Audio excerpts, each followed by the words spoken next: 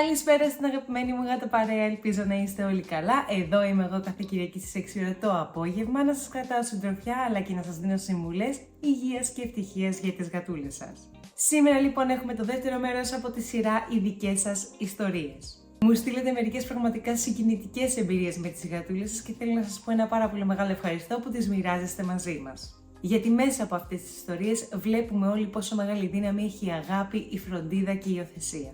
Για εσάς που δεν μου έχετε στείλει ακόμα τις δικές σας ιστορίες, μπορείτε να το κάνετε στο email του Γατόσπιτου. Ας ξεκινήσουμε λοιπόν γιατί πραγματικά ανυπομονώ να τις διαβάσω και να τις σχολιάσουμε παρέα. Ξεκινάμε με την πρώτη ιστορία. Καλησπέρα, είμαι η Σπυριδούλα, η περήφανη μητέρα 2 γατών. Δεν είχα ποτέ κατοικίδιο, αν εξαιρέσουμε ένα καναρίνι, αλλά για χρόνια φρόντιζα και φροντίζω τις γατούλες της πολυκατοικίας μας. Τον Φάνη τον βρήκα πριν 3 χρόνια, πολύ μικρούλι, 1 μηνός και κάτι, που όλα τα αδέρφια του είχαν αποδεκατιστεί από τα διερχόμενα αυτοκίνητα. Ο Φάνης ήταν πολύ κοινωνικός, ακολουθούσε όλους τους περαστικούς, επιζητώντας την προσοχή. Την πρώτη φορά που τον πήρα στα χέρια μου αποκοιμήθηκε, δείχνοντας συγκινητική εμπιστοσύνη.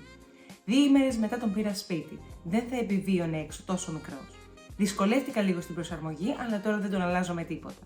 Η Ginger εμφανίστηκε 2 χρόνια πριν, μικρούλα και άρρωστη, στην αυλή της πολυκατοικίας και δεν το σκέφτηκα πολύ. Την άρπαξα και την ανέβασα πάνω. Μετά από περίπου 1 μήνα προσαρμογής και σταδιακής γνωριμίας, τα 2 γατάκια μου συμβιώνουν. Δεν είναι από τις γάτες που κοιμούνται αγκαλιά, αλλά είμαστε καλά οι 3 μας.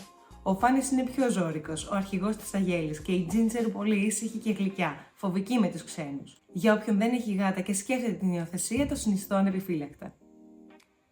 Τι ωραία ιστορία! Είναι μια ιστορία γεμάτη αγάπη και αποφασιστικότητα. Ο Φάνης, ένα γατάκι που έχασε τα αδέρφια του τόσο νωρίς, βρήκε τελικά στοργή και ασφάλεια.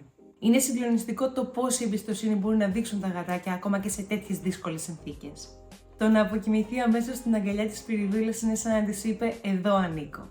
Η Ginger πάλι είναι μια κλασική περίπτωση μιας γατούλας που χρειάζεται χρόνο. Αυτός ο 1 μήνας προσαρμογής δείχνει κάτι πολύ σημαντικό, ότι οι γάτες δεν λειτουργούν όλες με τον ίδιο ρυθμό.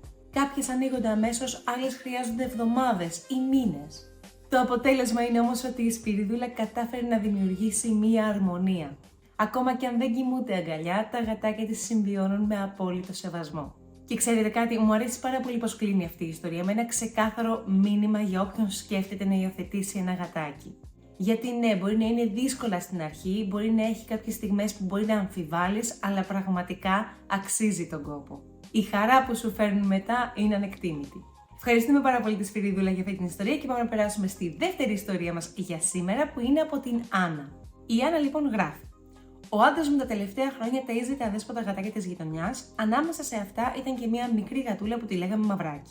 Ένα πρωί βγήκα στο μπαλκόνι και είδα το Μαυράκι να σέρνεται στο απέναντι πεζοδρόμιο. Αμέσως την πήγαμε σε μια κλινική για ζωάκια, όπου μας είπαν ότι η κατάσταση της υγείας της ήταν πολύ άσχημη και οι πιθανότητες να τα καταφέρει ή όχι ήταν 50-50.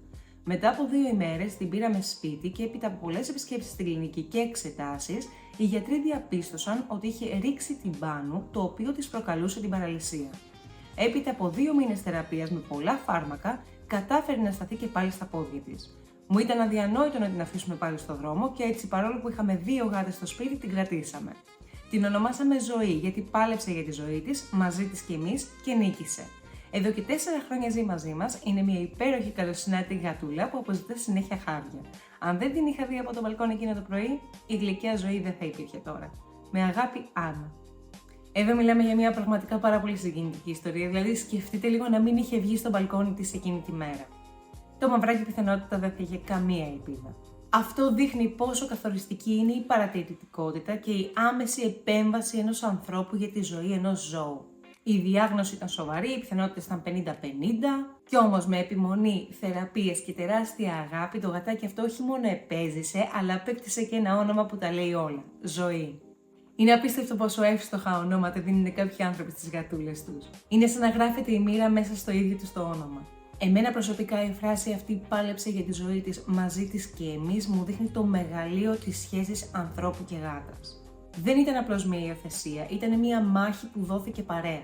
Και σήμερα, 4 χρόνια μετά, η Ζωή ζει μέσα στο σπίτι τους σαν πραγματικό μέλος της οικογένειας.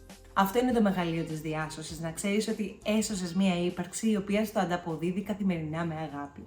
Και κάπου εδώ λέω να κλείσω το βίντεο, γιατί θα βγει πάρα πολύ μεγάλο να διαβάσω κι άλλες ιστορίες. Όπως είδαμε, κάθε γάτα έχει τη δική της πορεία, τις δικές της δυσκολίες, αλλά και μια δεύτερη ευκαιρία που τους αλλάζει τη ζωή.